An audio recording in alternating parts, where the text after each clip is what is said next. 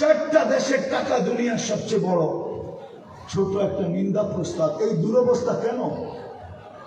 আজকে যদি একটাও মানতো, একটা, এই জন্য আমি শেষ জায়গায় চলে আসছি। আসেন, এখন সময় আসছে, নাইলে আপনি স্লোগান জানেন না, আমি স্লোগান জানি। আপনি স্লোগান শুনেন নাই, আপনি শুনলেও বুঝেন নাই। সারা দুনিয়া স্লোগান দিতেছে মুসলমান ছাড়া, সারা দুনিয়া। অদ্দাহুম রব্বুহুম, মুসলমানকে মুসলমানের রব ছেড়া দিছে।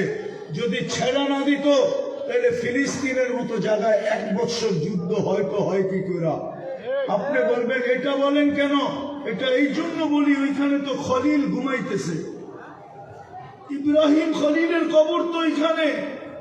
আমি তো 14 বছর আগে 2 চোখে দেখা বলতেছি, কোনো মিডিয়া দিয়া না।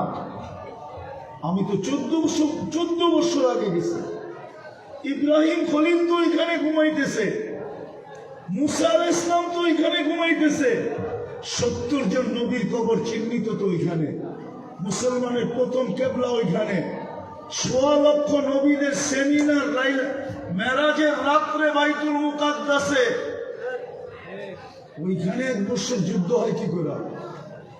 এই জন্য ওদের স্লোগান হলো মুসলমানের রব মুসলমানকে ছেড়ে দিছে। দ্বিতীয় স্লোগান হলো এখনই সময়, আল-আন তুরিদুনা আন তুদাম্মিরু কাইফা তুরিদুনা আন তুদাম্মিরুহা। আল-আন, এখনই সময়। তুদাম্মিরুল মুসলিমিনা কাইফা তুরিদুনা আন তুদাম্মিরুহা। এখনই সময়, যেমন খুশি তেমন মনে চায় মাটির সাথে মিশায়া দিতে পারো।